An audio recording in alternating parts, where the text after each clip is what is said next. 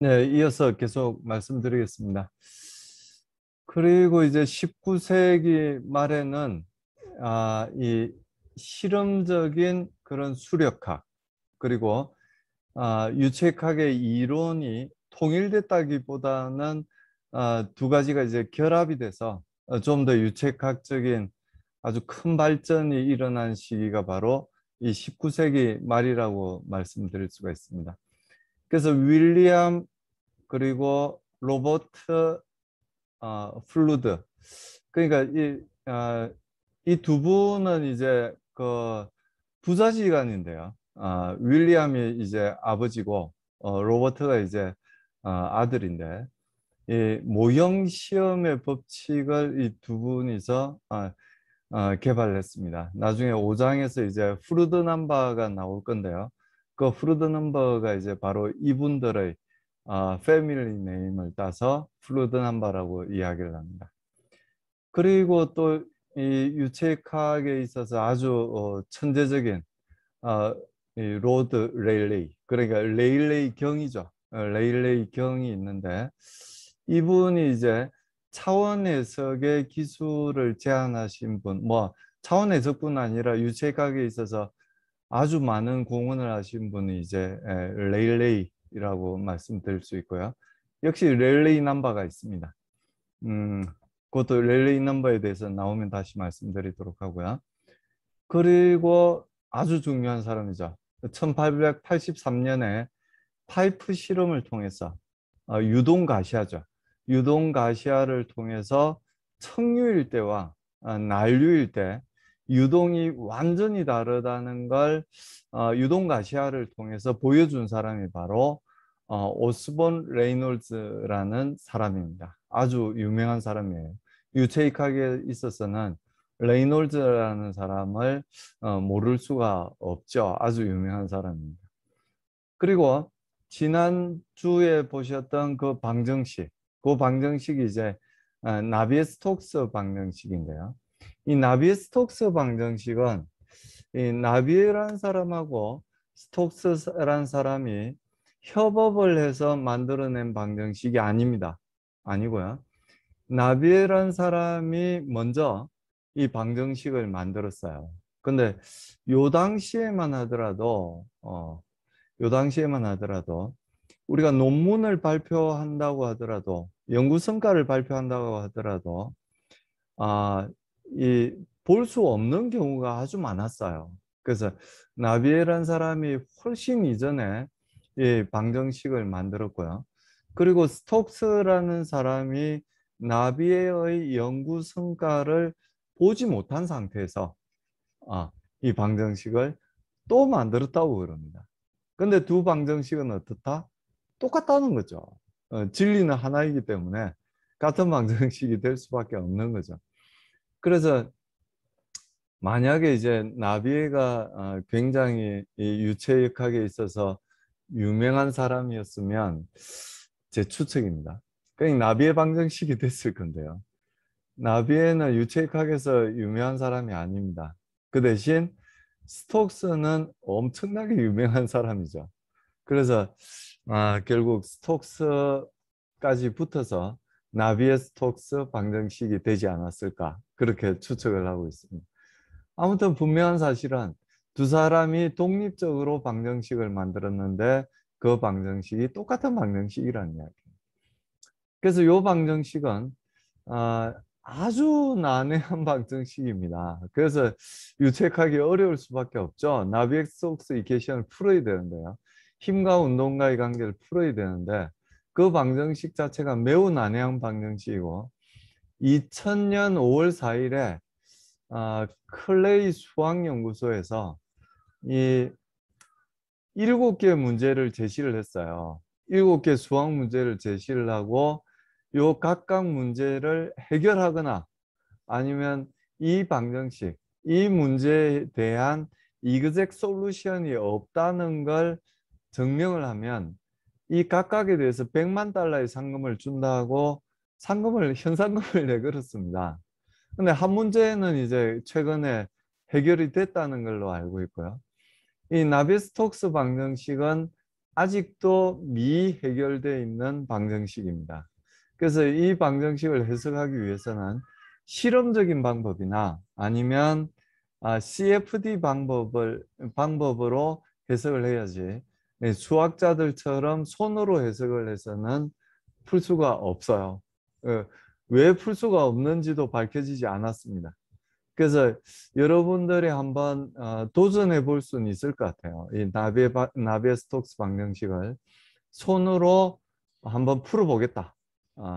이그젝 솔루션을 한번 구해보겠다. 한번 여러분들이 수학에 흥미가 많으시니까 한번 도전해 보실 수는 있겠지만 추천하지는 않습니다. 저는 일찌감치 포기했습니다. 그 방정식을 손으로 풀거나 아니면 이그젝 솔루션이 없다는 걸 증명하는 것에 대해서는 일찌감치 포기를 했습니다. 지금은 이제 CFD 방법으로만 이 나비에스톡스 방정식을 해석합니다. 여러분들은 한번 도전해 보시기 바랍니다. 그리고 이제 아주 유명한 사람인데요. 이 프란들입니다. 예, 아까 말씀드렸듯이 이제 바운드리 레이어 티어리를 만들어낸 사람이고요. 이 표면에만 존재하는 아주 얇은 경계청, 점성청이죠. 점성청과 그리고 그냥 콘스탄트한 벨라스티 프로파일을 갖고 있는 외부청으로 구분을 해서 해석을 한 사람이 바로 이 프란들입니다. 제일 오른쪽에 있는 이분인데요. 아주 유명하신 분이죠.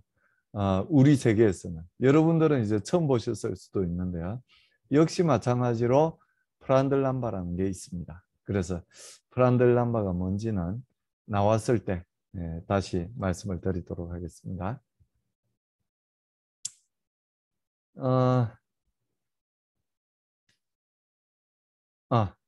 동영상이 보여야 되는데 안 보여서. 혹시 이 움직이는 이 애니메이션이 보이시나요? 고개 끄덕끄덕? 예. 너무 아름답지 않습니까? 이 원통 실린더 주위를 유동이 지나가게 되면 일정 속도에서는 이런 아름다운 모양의 볼텍스 쉐딩이 발생을 하게 됩니다. 근데 이게 그 주기가 우리 가청 주파수 내에 들게 되면은 윙윙거리는 소리가 들리게 됩니다. 근데 가청 주파수 밖으로 이 주기가 벗어나게 되면 우리는 들을 수가 없게 됩니다. 우리 인간이 모든 소리를 다 들을 수 있는 건 아니죠. 우리가 들을 수 있는 게 낮은 범위에서는 20Hz 정도까지 들을 수 있고요. 높은 범위는 20kHz 정도까지 들을 수가 있어요. 그 범위를 벗어나는 주기에서는 우리는 소리를 들을 수가 없어요. 우리가 모든 소리를 다 들을 수 있는 게 아닙니다. 그래서 가끔 이제 겨울에, 특히 겨울철에 이 전깃줄 주변에 윙윙거리는 소리가 나는 걸 들어보신 적이 있을 거예요. 그 소리는 전깃줄이 움직여서 나는 소리가 아닙니다. 전깃줄 주위의 유동이 이런 식으로 형성이 되고 그 주기가 가청 주파수 내에 들기 때문에 우리가 소리를 들을 수 있는 거예요. 자, 자동차 주위에서도 이런 게 생깁니다. SUV 같은 경우에는 이 자동차 천장에 짐을 싣기 위해서 이런 지지대를 두죠. 마치 이런 실린더 형태의 지지대를 이제 두게 됩니다. 그 지지대 설계를 잘못하게 되면 이 가청 주파수 내에 들게 돼요. 그러면 이 자동차를 타는 사람들은 불만을 하게 되죠. 자동차 시끄럽다. 그래서 우리가 어떻게 해야 되느냐? 요 지지대의 형상을 잘 디자인해서 가청 주파수 밖으로 요 주기가 나가도록 우리가 디자인을 해야 되는 거예요. 그게 우리 자랑스러운 기계공학자들이 할 일입니다. 그리고 또 소리 나는 데가 또 있어요. 유동 소음이 나는 데가 또 있어요. 사이드 미러 있죠. 자동차 운전석이나 조수석이 옆에 붙어 있는 그 사이드 미러. 거기에서도 역시 마찬가지로 유동 소음이 발생을 합니다. 그래서 그 유동 소음을 잡기 위해서는 또 어떻게 해야 돼요? 우리 자랑스러운 기계공학자들이 그 디자인을 잘 해서 이 사이드 미러의 외형 디자인을 잘 만들어서 가청 주파수 밖으로 요 볼텍스 쉐딩의 주파수가 벗어나도록 우리가 설계해야 되는 거예요. 그래서 이 유동소음들이 이제 가끔 이제 발생을 하게 되는데요. 그런 점들을 우리가 유체학적인 지식을 이용해서 우리가 해결해야 된다. 이렇게 말씀을 드릴 수가 있습니다. 요 볼텍스 쉐딩을 이제 만들어낸 사람이 발견한 사람이라고 말씀드려야 돼요. 발견한 사람이 바로 여기 폰 칼만이라는 사람입니다. 원래 독일 사람이었는데 아마도 유태계였겠죠. 그래서 미국에 와서 스탠퍼드 교수를 하신 분이에요. 그래서 폰 칼만이 이런 볼텍스 쉐딩에 대한 이론을 정립했다고 말씀을 드릴 수가 있고요. 오른쪽에 보이는 이 볼텍스가 오른쪽 그림에서 보이는 볼텍스가 이런 회전 유동에서 발생하는 볼텍스인데요. 이 두 실린더 사이에서 이 두 실린더가 회전을 할 때, 다른 속도로 회전을 할 때 발생하는 세컨더리 플로우가 이런 이 볼텍스가 생기는 걸 이제 발견한 사람인데요. 이분이 바로 테일러입니다. 테일러 남바도 있어요, 역시. 예, 그래서 이 두 분이 아주 천재적인 제가 볼 때 물리학자입니다. 이 물리학자들이 이런 이론들을 만들어냈죠. 그래서 이 폭넓은 기초 실험 그리고 이론으로 20세기 유체역학의 기틀을 마련했다고 볼 수가 있습니다. 그러니까 우리 그 학문적인 계보를 따라서 위로 올라가 보면 제 생각에 한 7, 80년 전 이전 분들은 전부 수학자 아니면 물리학자들이세요. 수물학자라고 볼 수 있는데 수학물리, 수물학자라고 볼 수 있는데 이 유체역학이 기계공학에 도입이 된 게 이 정도밖에 되지 않습니다. 한 7, 80년 정도 이 정도밖에 되지 않고요. 지금은 이제 기계공학에서 연료체에 관한 문제들이 워낙 많이 발생을 하기 때문에 유체과학 사람들이 이에 관해서 연구를 많이 하고 있습니다. 그리고 탐이라는 사람이 1933년에 비로소 이 CFD에 관한 첫 번째 논문을 발표하게 되고요. 이 CFD에 관한 첫 번째 교과서가 나온 사람이 바로 만들어낸 사람이 바로 파탄카입니다. 파탄카는 이제 제가 학회 가서 만나본 적도 있어요. 파탄카라는 사람이 1980년에 이 CFD에 관한 첫 번째 교과서를 만들었고 만약에 여러분 대학원에 진학을 하시면 파탄카 책으로 전산유체역학에 대한 기초를 배우게 되실 가능성이 아주 높습니다. 그리고 20세기 유체역학에서는 이와 같이 많은 분야, 뭐 한두 분야가 아니죠. 단지 기계공학이나 기계공학의 유사 분야인 항공공학, 뭐 조선공학, 자동차공학뿐 아니고 아주 다양한 분야에서 기상학이나 물리해양학이나 이런 분야에서도 유체역학이 이제 활용이 되고 있습니다. 그럴 수밖에 없는 게 일단 지표면의 75%는 바다예요. 바다 또는 내수면, 그러니까 하천이에요. 물로 덮여져 있고요. 또 지표면의 100%가 공기로 아주 얇은 공기층으로 대기층이죠. 공기층으로 덮여져 있어요. 그러니까 어떻게 이 유체를 떠나서 우리가 공학적인 문제를 생각을 할 수가 있겠습니까? 그래서 여러분들이 유체역학을 좀 더 열심히 배웠으면 하는 게 제 바람입니다. 실제로는 어려워서 중간에 포기하시는 분도 많으신데요. 이번 클래스를 들으시는 55명의 학생들은 모두 포기하지 마시고 끝까지 최선을 다해서 공부를 해주시길 부탁을 드리겠습니다. 어렵다는 걸 다시 한 번 더 말씀을 드리고요. 어렵지만 너무 재밌다. 너무 아름다운 볼텍스들이지 않아요? 이 칼만 볼텍스도 마찬가지고 볼텍스 쉐딩, 이 칼만 볼텍스라고 그래요.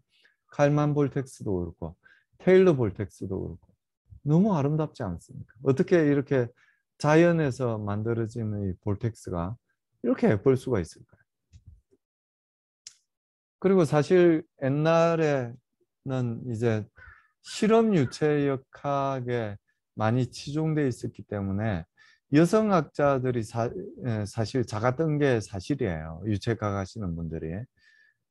화학이나 이쪽에 이제 많이 하셨는데 최근에는 그렇지 않습니다. 이 전산 유체역학이 발달함에 따라서 여성학자들도 이 유체역학을 하는 분이 굉장히 많아졌어요. 굉장히 많아졌어요. 그래서 실제 우리 그 유체 부문에도 보면 대한기계학회 유체 부문도 제가 부회장을 맡고 있습니다만 아마 어, 거기도 이제 유체역학을 하고 계시는 여자 교수님이 한 두세 분 계세요. 옛날엔 아예 없었거든요. 두세 분 계시고 점점 늘어날 수밖에 없는 그런 상황이라고 말씀을 드립니다. 그리고 저희 에너지 연구실에도 예, 아, 남학생뿐 아니라 이 학생들도 많이 졸업을 했고요, 이미. 그리고 지금도 이 학생들도 많이 진학을 해서 공부를 하고 있는 상태입니다. 계속 말씀드리겠습니다. 1.4절에서는 이제 유체의 개념에 대해서 비로소 이제 말씀을 드리는데요. 유체역학에 대해서는 아마 여러 번 제가 설명을 드렸으니까 어느 정도 이제 이해는 하셨으리라고 생각이 되는데, 이 유체 유동을 지배하는 그때그때 계속 말이 달라지죠. 예, 어떻게 설명하냐에 따라서 그 데퍼니션이 달라지긴 합니다. 결국은 이제 유체에 있어서 힘과 운동과의 관계를 공부하는 게 유체역학이라고 이제 생각을 하시면 될 것 같습니다. 이 물질의 삼상이라고 그러면 액체, 기체, 고체 이렇게 세 개의 상으로 나누잖아요. 그 중에서 이제 고체를 제외하고 액체하고 기체 사이에 이렇게 간격이 있죠. 액체하고 기체는 조금 달라요. 어떤 면이 다르냐면은 전단력이 가해졌을 때 무한한 변형을 연속적이고 무한한 변형을 일으키는 물질이 유체예요. 그래서 액체나 기체는 무한한 변형을 일으킵니다. 그래서 유체라고 이야기를 하고요. 고체는 어떠냐면은 전단력을 가했을 때 유한한 변형을 일으키고 그 변형된 게 저항력으로 작용을 해서 힘과 균형을 이루는 게 고체입니다. 그래서 유체하고 이 고체는 이런 면에서 우리가 공학적으로 분류를 할 수가 있어요. 우리가 문학적으로 분류를 하기는 아주 쉽죠. 액체는 최적을 유지하고 있고, 그러니까 모양을 유지를 해서 이 중력장에서, 그러니까 그냥 두면 자유표면, 그러니까 공기하고 표면을 이루고 있는 게 액체라고 이야기를 할 수 있고, 기체는 이제 그 표면을 유지할 수 없는 게 이제 기체라고 이야기를 할 수가 있어요. 그래서 이 분자들 사이에 인력이 제일 센 게 어떤 상태냐면 고체 상태예요. 물론 고체 상태입니다. 고체 상태는 엄청나게 강한 그런 분자 사이에 인력이 존재를 하게 되고요. 액체는 강한 응집력이라고 말씀을 드렸지만 고체보다는 약해요. 약해서 이 우리가 전단력을 가했을 때 무한한 변형을 일으킬 수 있는 게 액체죠. 근데 기체는 매우 약한 응집력을 갖고 있습니다. 그래서 이 분자와 분자 사이에 인력이 아주 약해서 우리 화학 시간에 아마 민 프리패스, 우리말로 뭔지 제가 잘 기억이 안 나는데 민 프리패스라는 개념을 배우셨을 건데 기차 사이에 아주 멀리 떨어져 있어요. 분자 사이에 사실은. 그래서 민 프리패스가 뭐냐면은 이 분자가 다른 분자를 만날 때까지 이 얼마나 평균적으로 떨어져 있느냐, 그걸 이제 민 프리패스라고 이야기를 하잖아요. 그래서 아주 멀리 떨어져 있고 응집력도 약하고 그런 상태가 이제 기체라고 말씀을 드릴 수가 있습니다. 요 세 가지 상태가 딱 모여 있는 점이 하나가 있죠. 트리플 포인트입니다, 그게. 그래서 그 트리플 포인트에서는 기체인지 액체인지 고체인지 알 수 없는, 뒤에 또 말씀드릴 건데요. 알 수 없는 상태가 한 점에 모여 있는 게 우리말로 삼중점. 삼중점에서는 그 온도와 그 압력에서는 고체인지 액체인지 기체인지 아무것도 알 수 없는 상태가 됩니다. 그리고 제일 아랫줄에 나와 있는 게 이제 슈퍼 크리티컬 포인트라고 이야기하는 임계점인데요. 요건 기체인지 액체인지 알 수 없는 상태예요. 기체인지 액체인지 알 수 없는 상태. 물은 647 켈빈, 그러니까 섭씨로 따지면 몇 도쯤 될까요? 한 370도? 370도 이상이고, 그리고 압력은 219기압 이상이라면, 그 이상 온도, 요 이상 온도, 요 이상 압력이라면 액체인지 기체인지 우리가 구별할 수 없는 상태가 돼요. 그 상태가 이제 바로 슈퍼 크리티컬인 상태입니다. 물은 굉장히 높은 온도, 굉장히 높은 압력에서 슈퍼 크리티컬이 되죠. 높은 그러니까 이 온도가 이게 액체인지 기체인지 알 수 없는 그런 상태가 돼요. 질소는 그렇지 않아요. 질소는 마이너스 150도 그리고 압력도 34 기압 정도 되면은 벌써 이게 기체인지 액체인지 알 수 없는 상태가 됩니다. 그래서 요 슈퍼 크리티컬인 상태에 대해서도 여러분이 익숙하지 않은 상태라고 저는 생각이 되고요. 저도 대학교 2학년 때 이게 뭔지 잘 몰랐어요. 근데 요즘 제가 연구하는 게 이제 액화수소에 대해서 연구를 하고 있는데 그 액화수소는 액체 상태였다가 음소거 안 돼 있는 분은 음소거 부탁드리고요. 액체 상태였다가 이 온도가 조금만 그러니까 액체 상태였다는 이야기는 뭐냐면은 액체하고 기체의 경계면이 보여요. 이렇게 보이는 상태였다가 질소에서는 쉽게 관찰할 수 있는데 수소는 훨씬 낮은 온도니까 관찰하기가 어려운데요. 이 경계면이 보였다가 온도가 좀 높아지거나 압력이 좀 높아지게 되면은 온도와 압력이 높아지게 되면은 이 상태가 없어지게 됩니다. 이 액체와 기체의 경계선이 없어지게 돼요. 전체가 전부 이 액체와 기체가 혼재되어 있는 그런 상태로 바뀌어요. 되게 신기해요, 보시면. 근데 거기서 온도를 좀 낮추고 압력을 좀 낮춰주게 되면은 다시 그 경계면이 생기게 됩니다. 밑에는 액화질소가 있고 그 위에는 기체 질소가 있는 그런 상태로 다시 바뀌게 돼요. 이게 공학적으로는 어떤 경우에 사용이 되게 되냐 하면은 우리가 염색을 할 때 있잖아요. 염색을 할 때 우리는 액체에다 염색을 하죠. 근데 이 슈퍼 크리티컬한 상태에서 염색을 하게 되면은 훨씬 더 염색이 균일하게 잘 염색이 됩니다.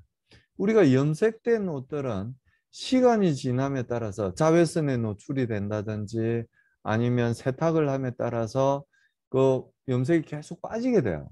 근데 이 슈퍼 크리티컬인 상태에서 CO2를 사용한대요, 그때는. CO2의 슈퍼 크리티컬인 상태에서 염색을 하게 되면 아주 균일하게 잘 염색이 되고 깊숙이 염색이 돼서 염색이 빠지지를 않습니다. 우리가 사용하는 범위 내에서는 염색이 빠지지를 않아요. 그래서 그게 이제 한 가지 이해가 되고요.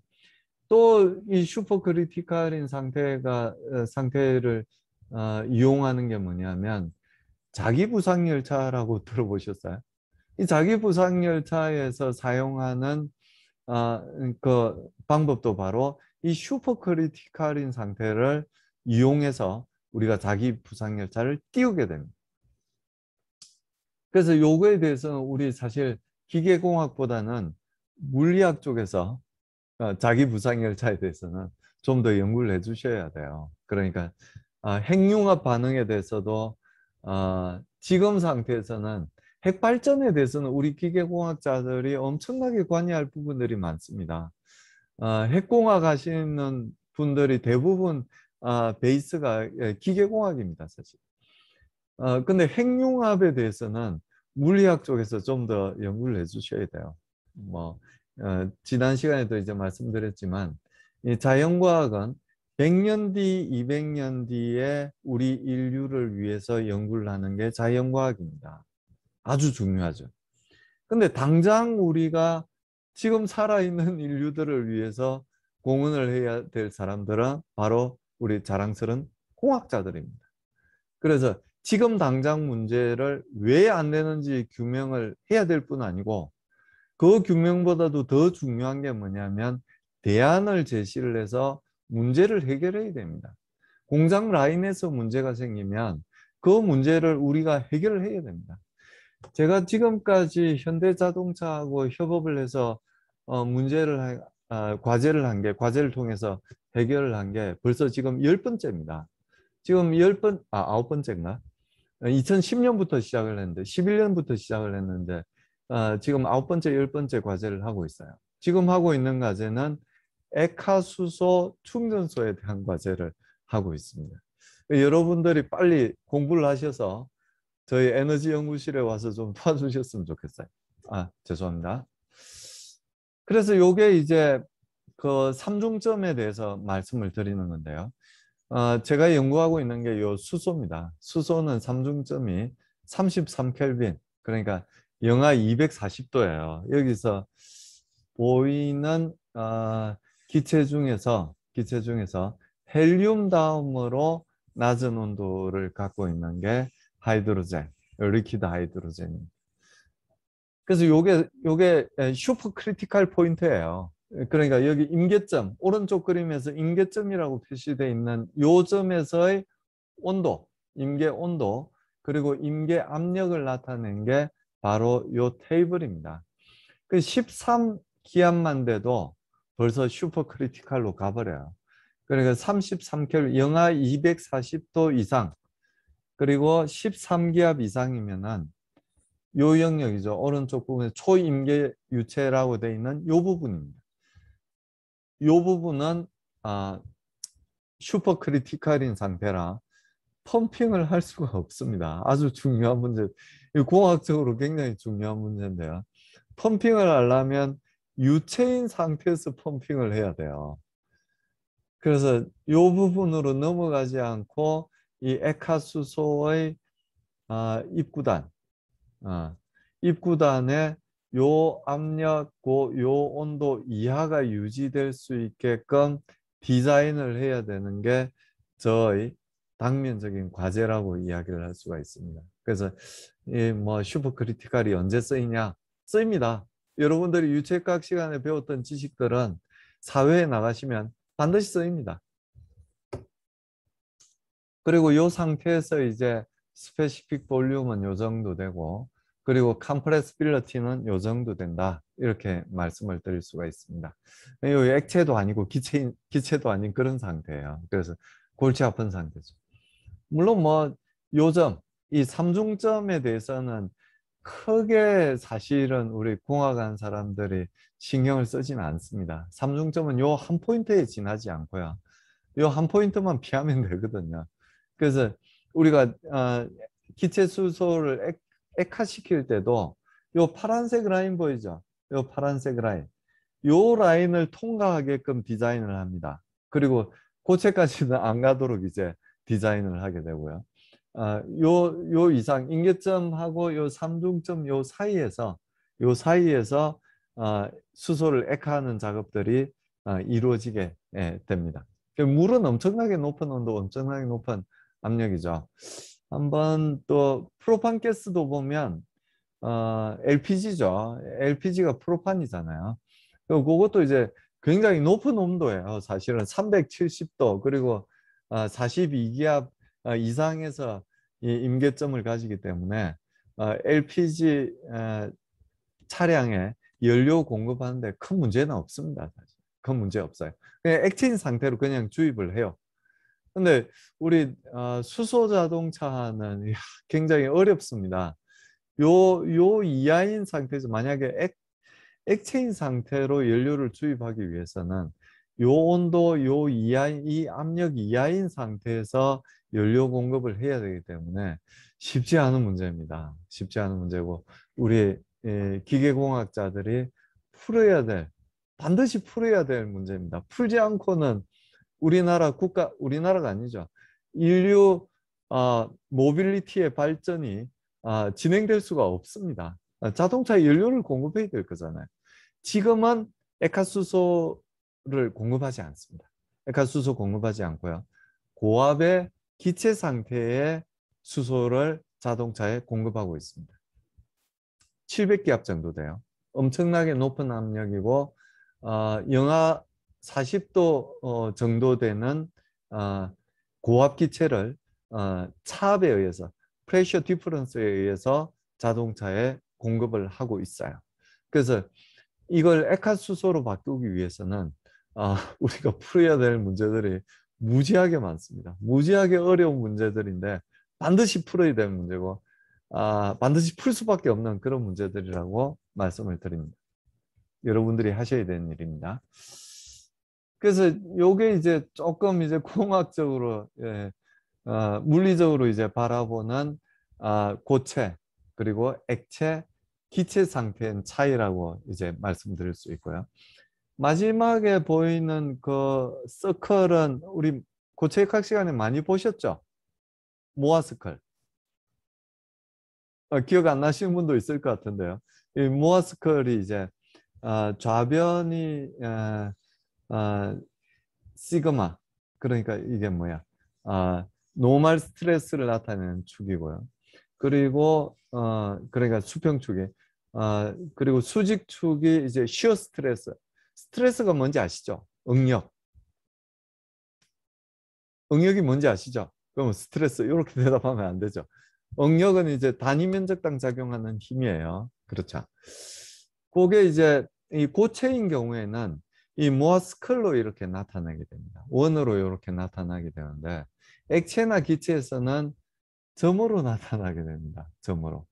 시어 스트레스에 대해서는 변형이 일어나지 않고 무한한 변형을 일으켜버리기 때문에 이런 프레셔라는 한 점으로 이제 나타나게 됩니다. 그래서 요걸 보면 이제 고체하고 액체 또는 기체, 액체 기체하고 고체하고의 그 차별성을 분명히 이야기를 할 수가 있죠. 그래서 일반적으로 우리가 이야기할 때는 고체, 액체, 기체 이렇게 나누는데요. 우리가 유체역학을 공부하는 사람 입장에서 볼 때는 액체하고 기체는 거의 비슷하다. 그래서 고체와 유체 이렇게 나누기도 합니다. 물론 유체 중에서도 액체하고 기체를 나누어서 또 이야기해요. 이게 압축성이 액체는 압축이 되지 않잖아요. 뭐 정확히 그거는 기계공학자적인 이야기고요. 물리학에서는 액체는 압축이 되긴 하지만 조금 압축이 되는 거고 기체는 압축이 잘 되는 거지 압축이 안 되는 건 아닙니다. 근데 기계공학자 입장에서 볼 때는 액체는 압축이 안 돼요. 거의 그냥 변하지 않으니까요, 부피가.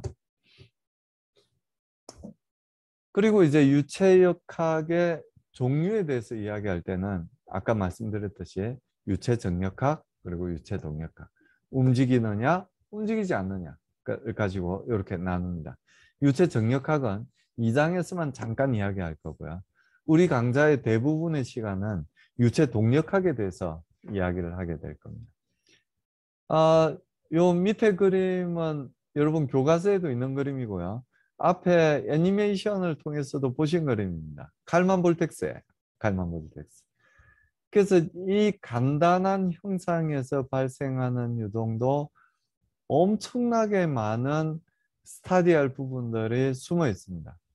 일단 여러분들이 태풍 속에 서 있으면 태풍에 의해서 뒤로 밀리는 힘을 여러분들이 느끼시지 않나요? 지하철역에 서 있으면 만약에 그 안전문이 열려 있다면 그 열차 풍에 의해서 기차에서 발생하는 바람에 의해서 뒤로 밀리는 힘을 받으시지 않나요? 느끼시지 않나요? 그 힘을 여기서 뭐라고 표현을 했냐면은 드랙 폴스라고 이야기를 했습니다. 드랙 폴스라고 이야기를 했습니다. 선풍기가 만약에 있다면 선풍기에서 발생하는 바람에 의해서 이 우리가 손바닥을 갖다 대놓더라도 옆면에 바람이 지나가더라도 이 바람에 의해서 끌려가는 힘을 느끼지 않나요? 그 힘이 뭐냐 하면은 바로 드래그 폴스라고 표현되어 있는 요 힘입니다. 그리고 요 드래그 폴스는 또 두 가지로 또 나눌 수가 있어요. 이 표면에서 발생하는 드래그 폴스가 있고요. 이 형상 자체에서 표면적이 똑같더라도 형상이 어떻게 생겼느냐에 따라서 이 실린더의 앞부분에서의 압력하고 뒷부분에서의 압력이 달라지게 됩니다. 이거는 거의 지금 서론에 관한 내용이니까 그냥 이해만 하시면 될 것 같아요. 수식도 아직 하나도 안 나왔잖아요. 그래서 이 압력 분포가 달라지게 되고 이 압력에 의해서 미는 힘, 쉐이프 드래그라고 이야기를 하는데요. 쉐이프 드래그가 또 달라지게 됩니다. 이 표면에서 생기는 드래그 폴스와 이 또 형상에 따라서 생기는 드래그 폴스가 달라지게 돼요. 그리고 이 실린더는 이 형상이 상하로 대칭이기 때문에 사실은 볼텍스 쉐딩이 생긴다 하더라도 힘이 진동의 형태로 생기게 됩니다. 위로 힘을 받았다, 아래로 힘을 받았다, 이런 힘이 생기게 되는데요. 우리가 특정의 리프트 폴스를 요구할 때가 있죠. 비행기 날개가 그렇습니다. 헬리콥터 날개도 그렇고 비행기 날개도 그렇고 위로 떠는 리프트 폴스, 아래로 깔아는 리프트 폴스를 원하는 경우도 있어요. 경주용 자동차에 뒤에 에어포일 있죠. 그 에어포일은 비행기 날개를 뒤집어 놓은 형상입니다. 비행기 날개하고 똑같이 생기지 않았어요. 이, 이 경주용 자동차의 경우에는 아래쪽으로 향하는 리프트 폴스가 생기기를 원해요. 그래야 자동차가 안 뒤집어지거든요, 사실은. 시속 한 300km로 달린다고 생각하면 그 리프트 폴스도 무시할 수 없거든요. 그래서 뒤에 에어포일을 달아서 그 에어포일에서 그리고 자동차 형상 자체에서 리프트 폴스가 아래쪽으로 향하게끔 디자인을 해야 됩니다. 근데 비행기 날개는 반대죠. 위로 뜨는 힘을 날개에서 받게 됩니다. 뒤에 제트 엔진에서 발생하는 추진력은 앞으로 나가게 하는 것이 위로 뜨게 하는 힘이 아니에요.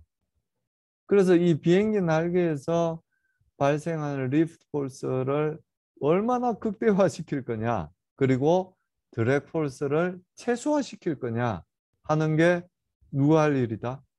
우리가 할 일이란 이야기예요. 우리가 할 일입니다. 배 주변에 배 형상을 아주 잘 디자인해서 배 주변에서 생기는 드래그 폴스를 최소화해야 되겠다. 누가 해야 돼요? 우리가 해야 됩니다. 그냥 디자이너가 디자인을 하게 되면 예쁘게 만들 수는 있지만 드래그 폴스가 작게끔 디자인할 수는 없어요. 유체학하는 사람들이 기계공학자들이 참여를 해서 드래그 폴스를 줄일 수 있게끔 설계를 해야 됩니다. 그래서 여기 보면 이제 여러 가지 이름 있잖아요. 라미나 플로우도 있고 여기 터블런트. 이 라미나 플로우의 반대말이 이제 터블런트 플로우라고 말씀을 드릴 수 있는데요. 이 청류는 말 그대로 이렇게 청을 지어서 흐르는 유동이 청류예요. 이렇게 막 어지러워진 유동은 터블런스 플로우라고 이야기를 하는 유동입니다. 그리고 이렇게 쉐딩이 생겨서 거꾸로 이렇게 도는 유동은 재순환 유동 혹은 영어로는 리스큘레이션 플로우라고 이야기를 하고요. 이 벽면에 고체 표면에 붙어서 흘러가는 유동, 어태치돼서 흘러가는 유동은 우리말로 갑자기 생각 안 나는데 어태치드 플로우라고 그러고 이 어태치돼서 흘러가던 유동이 디태치되면 즉 고체 표면에서 떨어지게 되면 세퍼레이션이 생긴다고 이야기를 합니다. 그래서 separated flow라고 이야기를 하고 우리말로 요건 우리말로 뭔지 알아요? 박리가 된다고 이야기를 합니다. 박리 유동이라고 이야기를 하게 됩니다. 요것만 기억이 안 나네요. 청류 유동, 박리 유동, 난류 유동, 재순환 유동 이렇게 이야기를 합니다.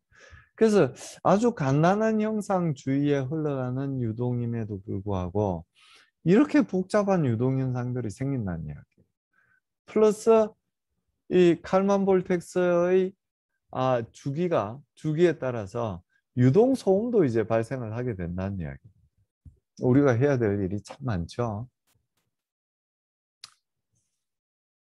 그리고 이제 또 중요한 개념이자 여러분들이 꼭 이해했으면 좋겠다고 생각하는 개념이 연속체라는 개념입니다.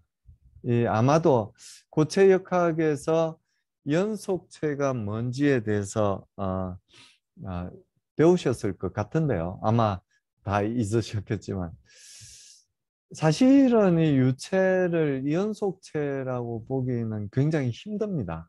이 다음 그림을 보시면 더 이해가 잘 되실 건데요. 이 컨트롤 볼륨, 컨트롤 볼륨의 크기를 얼마로 잡느냐에 따라서 여기에 우변이 이제 그 컨트롤 볼륨의 크기예요. 컨트롤 볼륨의 크기를 작게 잡으면 이 밀도가 밀도가 이제 질량을 부피로 나눈 게 밀도잖아요. 그래서 이 가로축이 이제 그 부피를 나타내는 건데 그 부피를 아주 작게 잡으면 이 밀도가 측정되는 게 이렇게 큽니다. 만약에 이제 이 부피를 너무 작게 잡아서 공기 분자, 질소 분자가 하나밖에 못 들어갈 정도의 이 부피를 잡았다면 만약에 이 질소 분자가 공기는 대부분 질소니까요. 질소 분자가 이 컨트롤 볼륨에 없는 경우에는 덴시티가 얼마로 측정이 되겠어요? 0으로 측정이 되겠죠. 그리고 얘가 딱 하나 들어오면은 밀도가 엄청나게 크게 측정이 될 겁니다. 그리고 어떤 경우에 공기 분자 두 개가 들어갈 수도 있겠죠. 그 경우에는 더 크게 측정이 될 거예요. 그래서 사실은 이 유체는 연속체가 아니라는 걸 그런 측면에서 제가 말씀드린 거예요.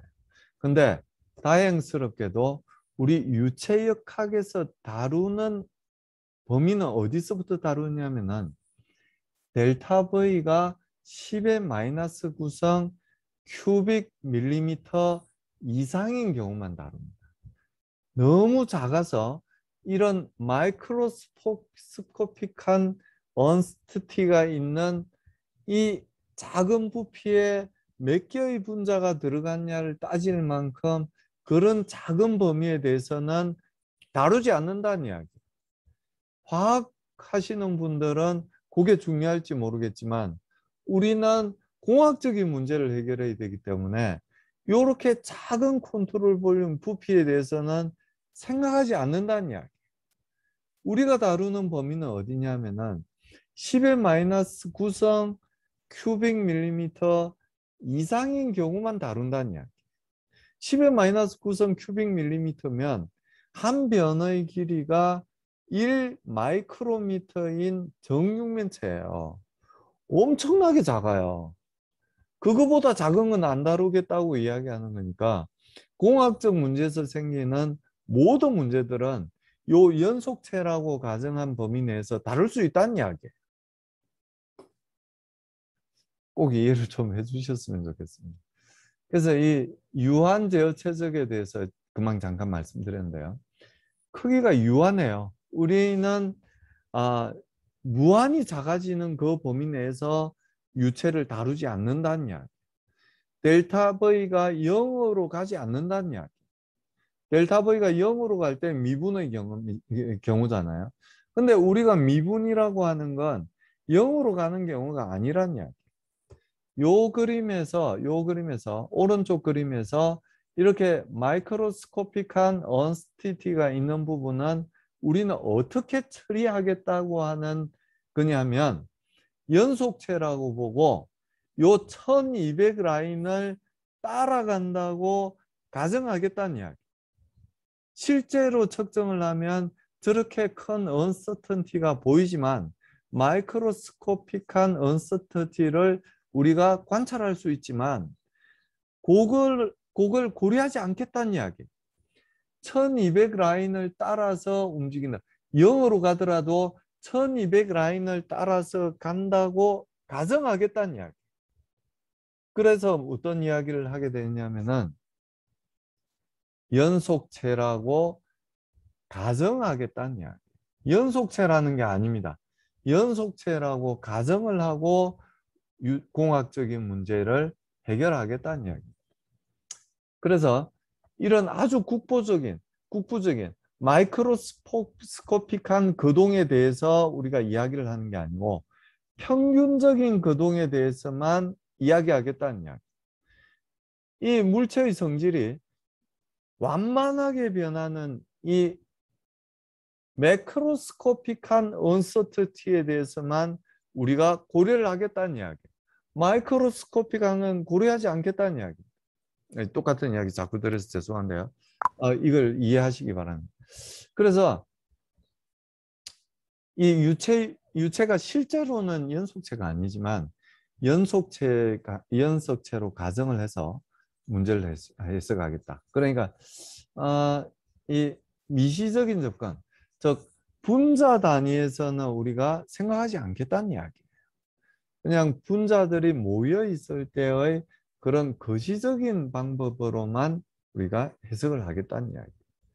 실제로 한번 생각해 보세요. 이렇게 연속체의 개념으로 다룰 수 없는 유체 유동도 있어요. 이 우주선이 대기권 밖으로 나가서 공기의 밀도가 아주 희박한 경우에 그때 비행기 혹은 우주선이 받는 이 공기 저항에 대해서 이런 유체역학에서 다루는 연속체라는 개념을 사용하면서 연속체라는 가정을 하면서 문제를 풀 수는 없어요. 그런 경우를 제외하고는 나머지 모든 경우는 연속체라고 가정을 하고 공학 문제를 해석하겠다는 이야기. 그래서 요 그림을 이제 설명을 드렸고요. 요런 만약에 성층화되어 있는 아래쪽에는 density가 높고 위쪽으로 갈수록 density가 높은 이런 성층화되어 있는 유체의 그런 분포를 생각했을 때 밀도를 이 델타 V를 어느 포인트에 잡느냐에 따라서 density가 완전히 달라지게 돼요. density가 여기 1200이 그냥 나오는 게 아니고 이 델타 V를 작게 잡으면 작게 잡을수록 0이 될 수도 있어요. 심지어 0이 될 수도 있고 1200보다 2배 이상이 될 수도 있어요. 이런 마이크로스코픽하게 아주 작은 컨트롤 볼륨 델타 V라고 표시되어 있는 좌측 그림에서 델타 V라고 표시되어 있는 부분을 델타 V 에스테리카 10의 -9성보다 작게 잡으면 작게 잡을수록 이 덴시티의 변화가 심해지게 됩니다. 여기를 잡았을 때하고 그 바로 옆에 컨트롤 볼륨을 잡았을 때하고 0에서부터 2000, 4000 뭐 이렇게 변화가 굉장히 심해지게 돼요. 우리는 이런 거 하지 않겠다는 이야기입니다. 요 1200, 10의 -9성보다 작더라도 1200 라인을 따라서 밀도가 구해진다고 가정을 하겠다는 이야기예요. 실제하고 다르죠? 근데 우리 유체역학에서 다루는 범위는 이렇게 가정해도 충분하다는 이야기. 충분합니다. 아주 충분합니다. 그래서 여기에 나와 있죠. 이 에너지나 운동량 등 이런 물리량들이 극소극한으로 가더라도 즉 10의 -9성보다 작아서 0으로 이렇게 가까이 가더라도 1200이라는 값을 그대로 유지한다고 가정하겠다는 이야기. 실제로는 그렇게 가정하는 게 맞지 않죠. 물리학자들, 과학자들은 그게 무슨 이야기냐. 실제로는 이렇게 덴시티가 범위를 가지고 존재를 하게 된다. 이렇게 이야기를 하지만 우리 기계공학자들은 1200 이 점선으로 표현되어 있는 요 점선으로 표현되어 있는 요 값을 따라서 계속 거동한다고 가정하겠다는 이야기예요. 물론 이 매크로스코픽하게 움직이는 이 거동에 대해서는 우리가 검토를 해야 됩니다. 이 부분은 검토를 해야 되지만 마이크로스코픽 언서턴티에 대해서는 고려하지 않겠다는 게 연속체로 가정하는 기본적인 취지라고 그렇게 말씀을 드릴 수가 있습니다.